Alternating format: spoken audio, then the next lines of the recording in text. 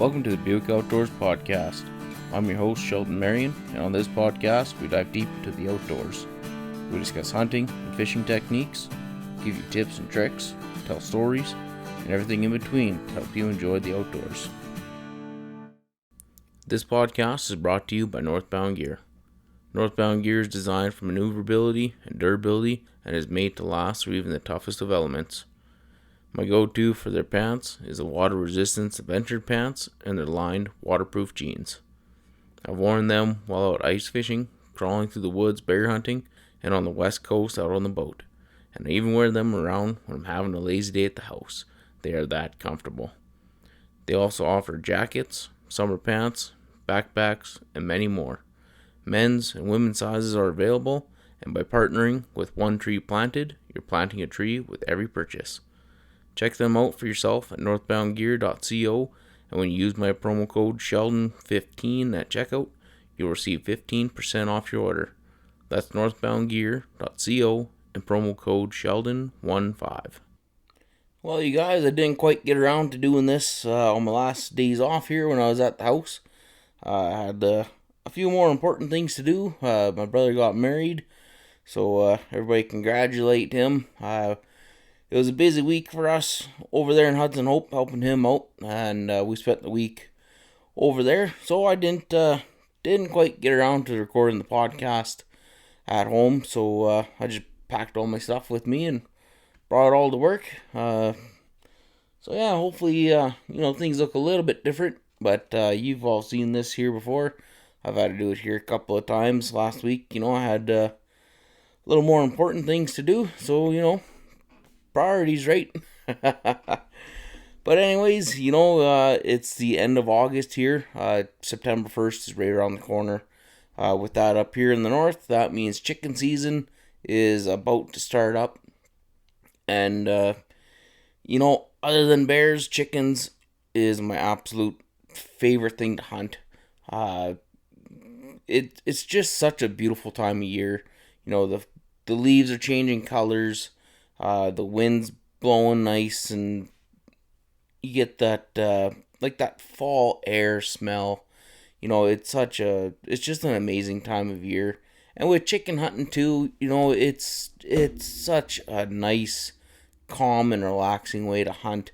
It doesn't matter who you are, your experience, old, young, whatever. Like, everybody enjoys chicken hunting, and it's just like any other type of hunting. You can have your die-hard guys where they dress up in camouflage, they grab their 22 or their shotgun, and they go and they walk for miles and they jump shoot birds with their shotguns, or they wait to see some perched up in trees and they take them out with their with the 22s, the 17s, 22 Magnums, whatever.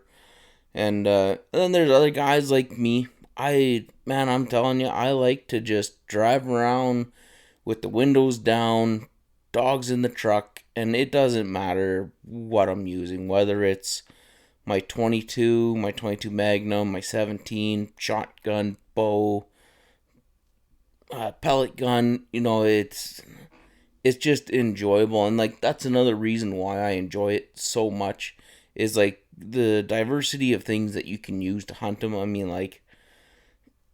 it might be borderline illegal, but I think you might even be able to use a slingshot to hunt chickens. It is so much fun for me. Plus, it's relaxing. I roll down the windows, I drive down dirt roads, you breathe in that nice fall September air, you watch some leaves fall, you watch the leaves change colors.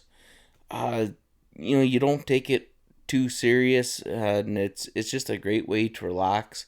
And at the end of the day, you get to shoot something and eat it too, and it's nice because you can bring your dogs with you, you can bring your woman, you can bring your kids. I've brought newborn kids with me and just strapped them into their car seat, and as long as you just get out of your vehicle like you're supposed to anyways and shoot with the 22, you're not going to damage their hearing or anything like that. And then once in a while, depending on who the kid is, after you shoot a chicken, you can just like hand the bird to the kid and be like, hey, check that out, buddy. And, and they can sit there and they can play with it, laugh at the feathers or whatever, and it's a great way to bring people together. It's a great way to start people out hunting. Uh, if you're wanting to like start filming your hunts, it's an amazing way to learn some of the ins and outs of running camera equipment, especially like pushing the record button.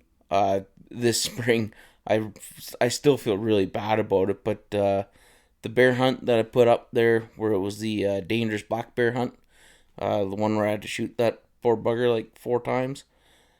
The reason why you didn't get to watch like the actual shot of the bear other than GoPro footage is because my brother was running the main camera, and that poor guy, I think the first time he touched that camera was the day before, so he didn't really know how to turn it on and all that stuff. So he technically filmed it, but really all he did was point the camera at it and zoom in because he forgot to hit the record button. So I mean, like, when I was downloading the footage, I got kind of mad at him, and I apologized, but I still feel terrible over that. But if it comes to like chickens and you do that, don't sweat it. There's your bag limit is 10. If there's 2 of you hunting, you can shoot 20. If you forgot to hit record on the first 10, well, try to remember on the next 10, kind of a thing. And your opportunities to kind of figure out your camera gear and stuff. It's there's a lot of times that you can just work on your equipment. But anyways, we're not talking about filming hunts. We're talking about shooting chickens here. But yeah, when it comes to hunting chickens, it, like I was saying just a minute ago, you can use a rimfire, you can use a shotgun, you can use a bow, you can use a pellet gun, you might be able to use a slingshot. I'm not too sure. It would be kind of fun though if you could. That'd be pretty neat. And I've used all of them except for slingshot. I don't think I've actually used the slingshot on a chicken, but man, it is so much fun when you can just take out like one of your 22s and like a box of bullets, and you're in it for a couple $100 and you're putting food on the table. But then also, being able to change things up. I'm sure you've noticed it a lot with the bear hunts. How I like to change. I'm not the type of guy that has that one tried and true rifle and that's the only thing I ever use. Like for instance with bears, I've shot them with the 257 Weatherby, 30-06, 7mm Remington, 300 Win Mag, 16 gauge shotgun, 223, 243. Just trying different calibers and different firearms and different techniques is just part of the fun for me. So, with chickens, last year I was using my Marlin, Marlin 925. I got the gear review video up of that one anyways. Nice little wood stock, cheap little thing. Year before I was using mainly like my 17 HMR. Another year I was using my other Marlin 22. I think this year I'm going to be using my Ruger 1022. So, it's nice to be able to mix things up. And then the odd time I bring out my shotgun, I've used my 16 gauge shotgun, the same one that I killed a bear with. Again, instead of using the slug, you put in, I think it was 7.5 bird shot in it with 2 3/4 shells, and man, it's just a blast. I've also used the 410 before, which I don't really like. It just, the spread on the 410 is just huge. I don't really like that. I bought that just to kind of say I have it, but yeah. And then I've also used my bow before. One thing, if you're gonna be using a bow to hunt chickens, make sure that you actually get the actual like chicken broadheads. I've used just regular old field tips before because I didn't want to damage any of my broadheads. And those aren't any good. It just makes a little hole in them, and you gotta make sure you got backup if you're gonna be doing that, because I've seen a chicken fly away with an arrow in them before, and I had to go way out in the boonies to find that bird before I popped him on with the 22. Uh, Broadheads, they work, but the problem with that, a broadhead's like $25 each, kind of a thing, and you don't really want to be using that for a chicken if you don't smack them perfectly in the head and you hit the breast. Like, it does just as much damage, if not more, than a shotgun does. And then plus, every single chicken that you shoot is just gonna chip and damage your broadhead even more. So like a day of chicken hunting with one broadhead, uh, there's a good chance after shooting the first one, the tip is gonna be bent or one of the blades is gonna be bent and chipped, and it's just not gonna fly straight. So you're pretty well just kind of throwing money away at that point. But the actual real chicken broadheads, whether it's the one with the three big loops, those ones work pretty good because as long as you're within, fairly close, those loops are so big that it clips them and it does the job. Uh, I have some from, I think it's G5, and it looks just like kind of like almost like eagle talons. There's like three little talons coming out, and they work pretty good, but man, you got to be pretty accurate with them. You kind of got to aim for almost like the base of the neck and kind of clip the top of the breast with those, because it's just a solid piece of aluminum, and it does the job very, very, very well. But the amount of damage that it does to the meat, it almost defeats the purpose. But anyway, that's up to you guys too. If you're a really good shot, like if it's a chicken standing there perfectly at 20 yards, then it's not a big deal. I can pretty well smack them in the head almost every time. Well, not every time. I don't want to get too cocky here, but your chances of hitting them in the head uh, are pretty high. If they're anything further than that, it's pretty hard. But yeah, that's totally up to you. I mean, if you have a bunch of old broadheads kicking around that they're just in a junk pile, by all means use them. Like, it doesn't really matter as long as you get the job done, kind of a thing. And then with the shotguns, I have a 410, and I bought that because I like to have something suitable for everyone. And growing up, the big thing was the 410 is perfect for children. I would rather have the kid shoot my 16 gauge or a heavy 12 gauge, and I just help hold the gun up. That 410, I don't know if it's just the way this one's kind of designed or what, but I am not a fan of the 410 whatsoever. But I'm sure with like a modern 410, it would be much better. This one here is just some kind of a like Italy made gun, and it's a smooth bore, and there's no chokes or anything like that. So I mean that definitely affects it. So yeah, I'm sure if you did buy like an actual new 410 with chokes and you shot it quite a bit, it would be a pretty wicked little chicken gun. But the one I have, anyways, is not good. I've used it to shoot a couple of birds, and that's about it. Just because the pellets were so spread out. The one time I shot two birds with one shot, and the one bird was like, I don't know, 20 yards up the road from the one that I was shooting at. And so yeah, I don't know if the pellets kind of ricocheted and then went up and then hit that bird, or what happened. But yeah, I pulled the trigger once and two birds folded. So it was pretty neat, but I definitely didn't mean to do that. And then when it comes to the air rifles, those things have come such a long ways now. I know when I was a kid, there was always like the Red Riders and kind of like the cheap Canadian Tire Crossmans that were like, I don't even know, $50, and they were kind of okay for like shooting at pop cans and stuff. But now, like, the world of air rifles is like, it's taking off like crazy. And one good thing, if you're in Canada, if you have an air rifle that shoots below 500 feet per second, you don't need your PAL to buy one. So as long as you have your core course done and you have your hunter number card or your hunter number and you have your hunting license, you can go out with a pellet gun that you bought from Canadian Tire, like a nice little Crossman or whatever, for like $200. I think some of the good ones are, and you can legally hunt chickens with that, and I think rabbits as well. So I mean, it is a pretty cool thing, and it's something different.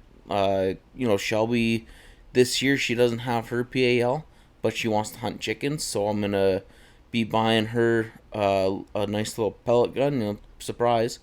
Uh, so in that way, when I'm at work, she can take her dog out. There's lots of chickens that are just kind of in behind her house on the pipeline, and she can take her dog and the pellet gun. She can go out. She can shoot her limit of 10 chickens or one or however many it is that she wants to shoot, right? And she can actually just enjoy herself, just having a day with just her and her dog. So if you're wanting to get into chicken hunting, you don't need a lot of money. You don't you don't even need your PAL, as long as I can't remember if it's 16 or 18 and older. But I mean, really, if you're 16, walk around with a pellet gun, I don't think anybody's gonna give you any grief for that. I know I sure wouldn't. I'd probably be the one buying you the pellet gun. But anyways, you can go out and you can enjoy yourself in the woods. You can provide your own food. One of the coolest things that a guy can do, or girl, whatever, is you can just go out and you can, quote unquote, take care of yourself. If you're packing a little pellet gun around, you walk out on a pipeline or down a little seismic line, you hear some birds, and you get yourself a nice little rough grouse, pull the breast meat off, maybe in the legs if you want to, build up a little fire, and cook them right there in the middle of the trail. I don't know, there's something about just kind of getting back to like your ancestral something or other, whatever, and man, it just feels so good. Especially if you go like the little extra mile, and in September when like all the cranberries are ripe, if you make like a little bit of a poor man jelly, just have like a little cup or whatever, and just smash some of those cranberries up, and just kind of scoop it up with your chicken breast that you cooked over the fire, and take a bite out of that. It's one of those things where you would never pay money for it, but you almost should while you're there, kind of a thing. It tastes so good. Like a Michelin star restaurant has nothing on that. Not for the taste and flavor, but just for the feeling that you get from doing that. It's an amazing little thing. But that's also part of just chicken hunting in general.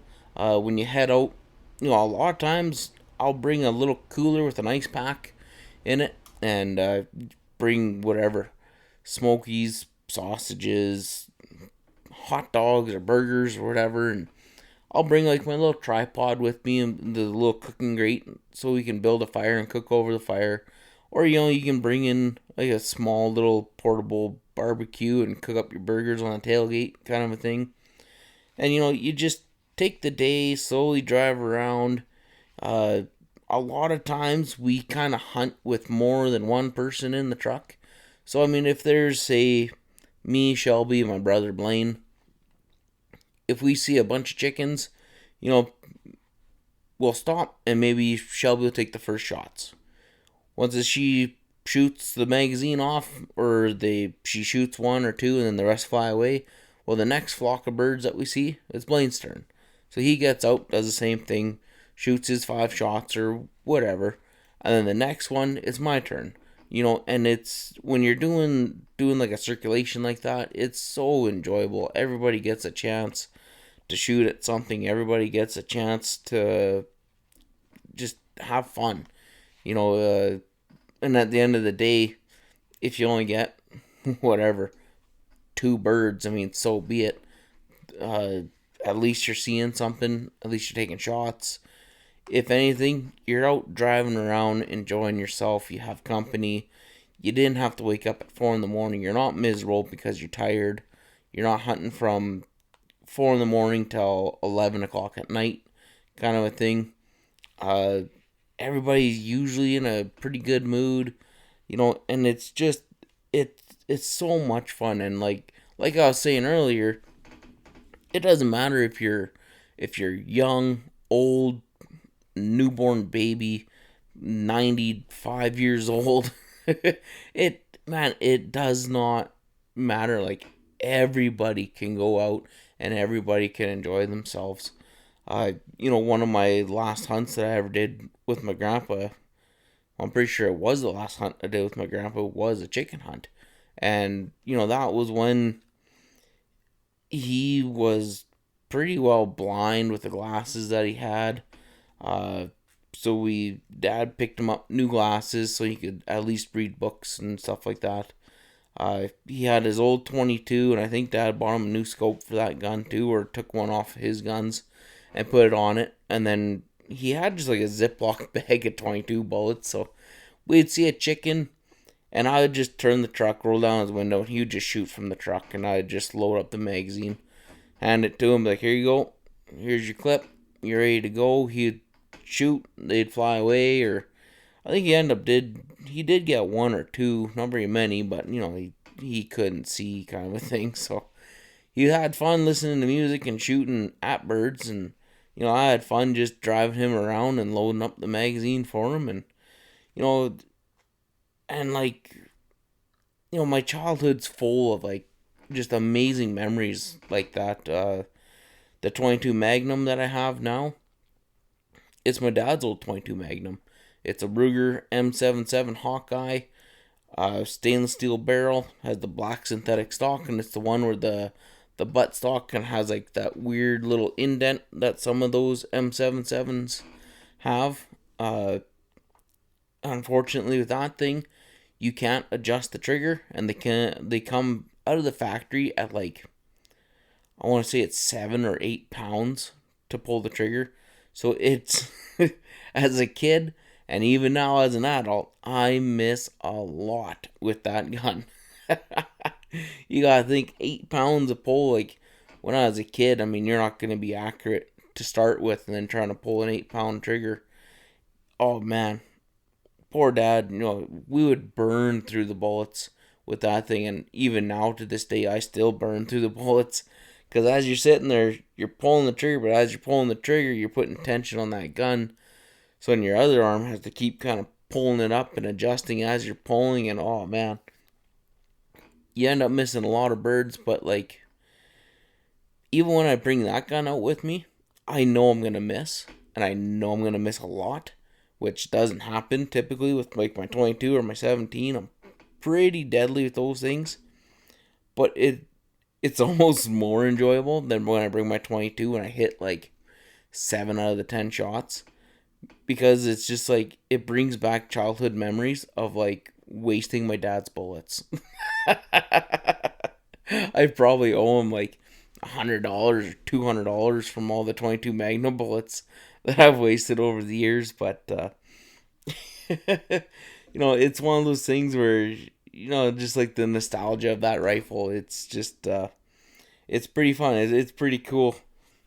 And speaking about like dad's old 22 Magnum, I think my next rifle that I buy, it's gonna be, I'm kind of leaning towards like I think it's a CZ 457, where it's a absolute beautiful gun with like the high gloss walnut finish.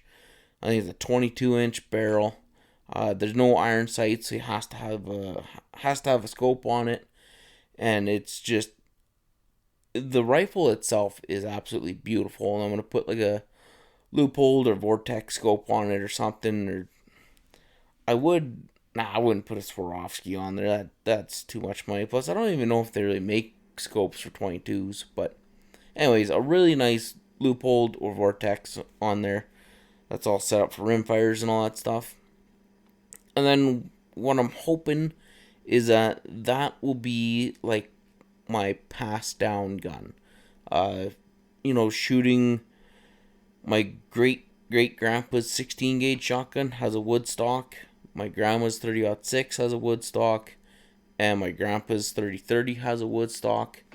And it's one of those guns where, well, all of them are guns that when you look at it, you can see the varnish is rubbed off. You can see every little nick and chip and dent in the wood and stuff like that. And when you hold on to the gun, you know that, other members of your family have held on to that same gun. Dad took his first moose with a 30-30. Grandpa or Grandma has shot a pile of moose with the 30-06. Who knows how many things have been shot with that 16 gauge, because that's a 100-year-old shotgun. And I kind of want somebody to have the same feeling when I pass down this 22. I want it to where it's either my kid or my grandkids, when they pick up this 22, whatever it is, 60 years down the road, they can go, yeah, this is Grandpa's old 22. You can see where the varnish is rubbed off on the forearm where he's held this thing for whatever it is, 10,000 rounds. And you know that when you put your cheek onto that cheek piece, that's exactly the same spot Grandpa did for so many years, kind of a thing. And there's a lot of times too where even just looking at a rifle, it just brings back flashes of memories of like what you would call like grip and grin pictures. You know what I mean? You don't just see a dead animal, you see the proud guy holding up his moose that he got, or you see the rifle laying there, and then you look at the rifle that's in this same picture, but now it's sitting in your gun closet, and it does, there's meaning to it. Unfortunately, this day and age, not a lot of people know what it is I'm even talking about. They see a firearm as a deadly weapon. Me and the way I've grown up, a firearm is a tool. It's nostalgia. There's a storyline. It's a family heirloom, whatever you want to call it, right? And I want to be able to pass that down to the next generation or two, or whatever. Who knows? I might end up forgetting it on the box of the truck and running the thing over after 6 months. You never know. If that happens, I'll have to buy a second one. But yeah, things like that. And just like the last couple of years, stuff like that has really been hitting me pretty hard. Grandpa passed away. My dad's not getting any younger. He's 50 now, so he's kind of making his plans for retirement and all that stuff. I just turned 30, so I'm not a young chicken myself anymore. I mean, I am to a certain degree, but it's kind of getting to that time where I'm nowhere near the end, but things are getting a lot more sentimental to me now. That's one thing that I'm kind of upset with my 1022. When I bought that, I didn't really like the stock, so I went out and I bought, I think it's a K-Star, synthetic stock, and it makes it look like a military type rifle, and you have an adjustable butt cheek and all that stuff, and at the time I thought it was really cool. Now, I mean, I haven't shot the gun in a few years just because I think it kind of looks stupid. But it's still a 1022. It still shoots great. And it's still a very accurate rifle. I just don't like the stock. Plus, now, to me, there's no way I can hand that gun down because there's nothing special about it. It's a weird looking plastic camouflage stock, and there's nothing to it. You know what I mean? Like, I'm starting to get to the point now where I'm buying things and I'm using things with a purpose now. I don't know. I'm just getting sentimental and emotional in my old age or something, Things start to mean a little bit more to me now, which is a good thing, I guess. You can't be a grumpy old stubborn bugger your whole life, but yeah, I'm looking forward to buying that little rifle. Plus, that thing, the CZs are an amazing rifle. The 457. I can't remember if it's the 457 or the 455, but they are just a deadly accurate rifle. So I'm pretty excited about that. And then my super secret little project here that I've been kind of hinting about here and there, it has finally arrived. It's in the mail. It's at the post office.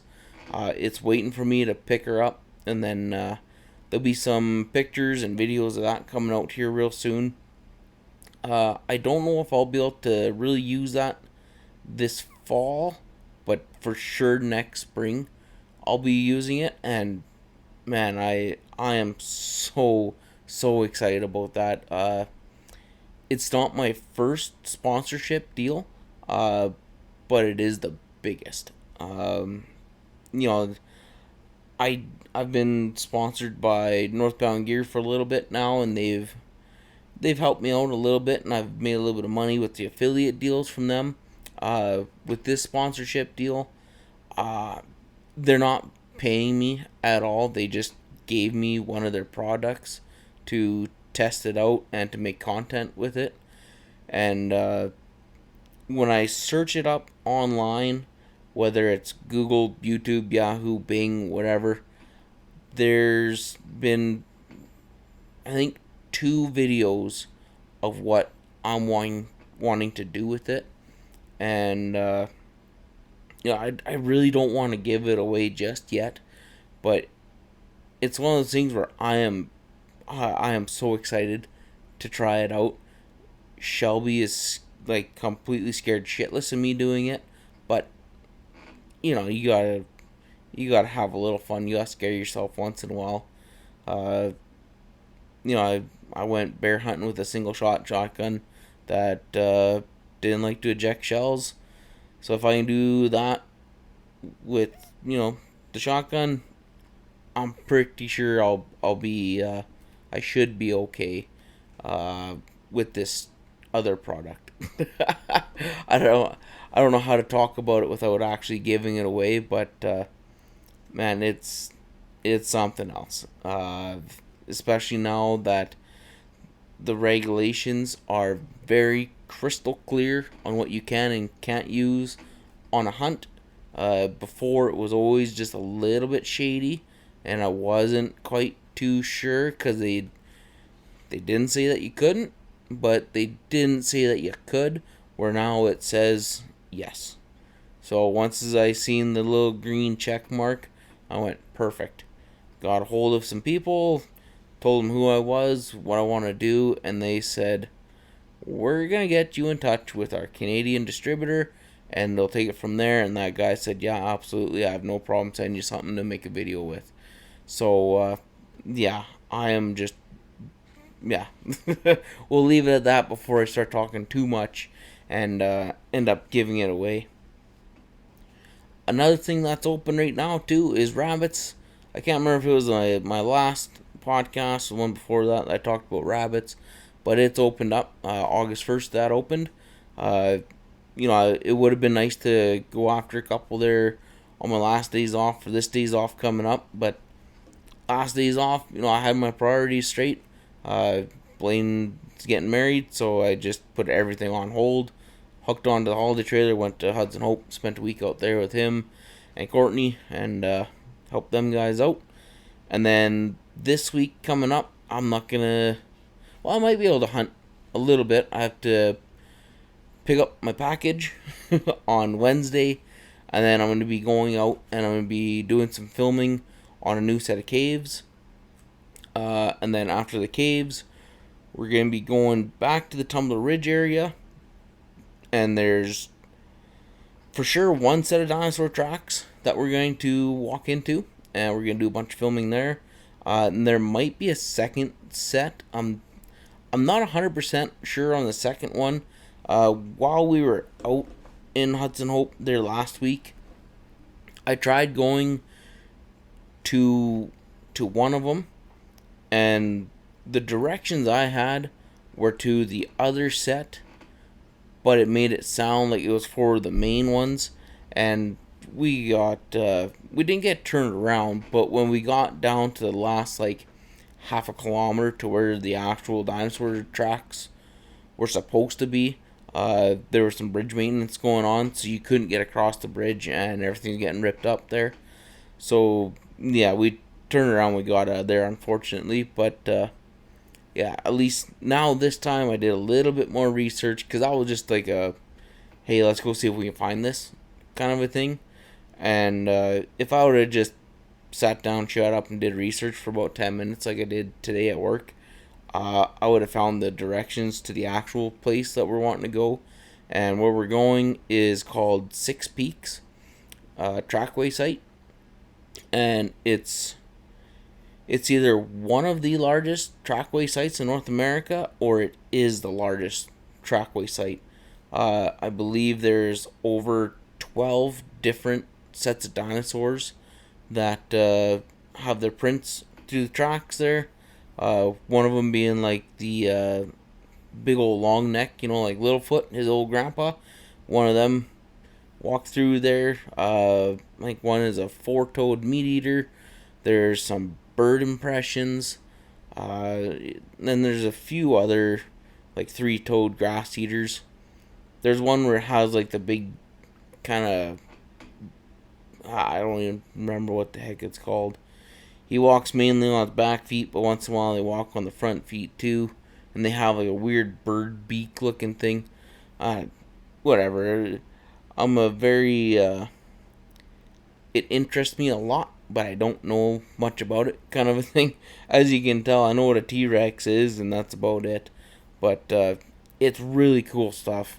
And I can't wait till I can show you guys where it is that I'm going, how to get there.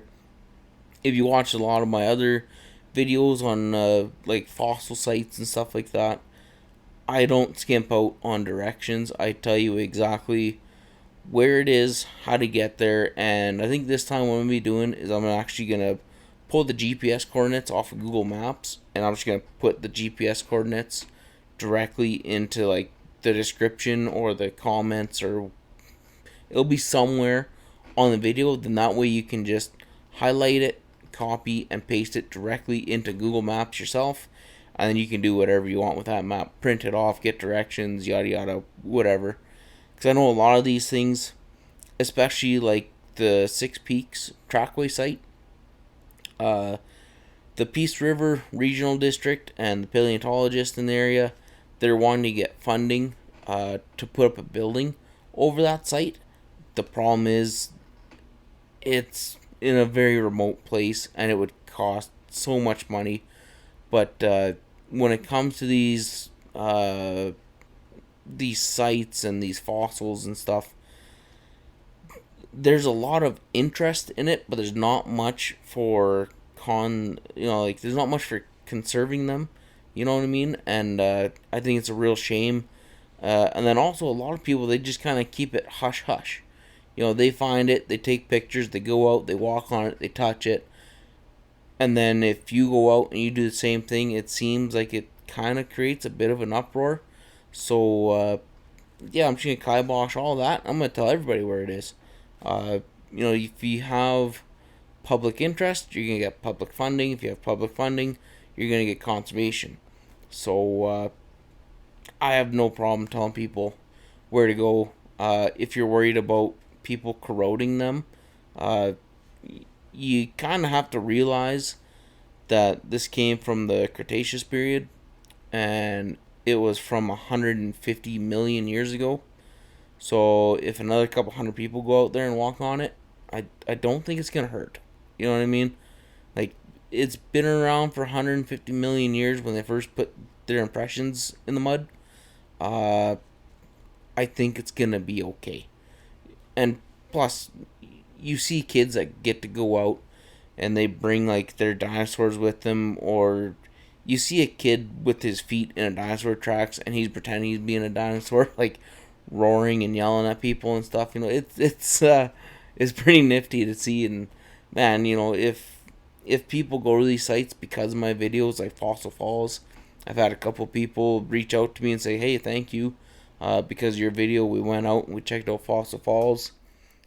been living up here my whole life, didn't know it was there, and it was really neat to check out with the kids.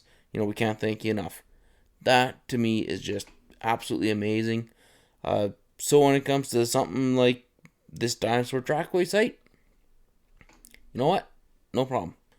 I'm going to go out there, I'm going to film it, I'm going to do some voiceover stuff. Basically, I'm going to read off a brochure kind of a thing.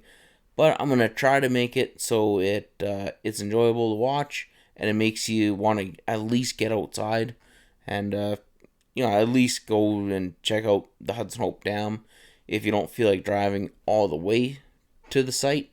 At least, it'll get you outside for a little bit and get you off the couch. But anyways, guys, I think I'm going to cut her there. I want to thank you so much for watching. Thank you for listening. If you are just listening to this, I would really appreciate it if you went over to YouTube and subscribe to our channel and check out some of our other videos over there. We're always out hunting, fishing, exploring, checking out dinosaur tracks, fossils.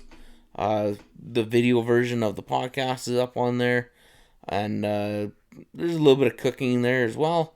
And also, if you're listening to this, please give us a rating on the platform that you're listening to it. It helps kind of push this out, and then hopefully one day I can get this monetized as well, or get a sponsorship deal or whatever, just to kind of keep the doors open, keep the wheels rolling, and maybe pay for a tank of fuel one of these days to get out and check out some of these caves or these dinosaur tracks. And if anything, keep watching, keep supporting the channel, and just know that I do really, really appreciate everything that you guys do. And with that being said, see you on the next one.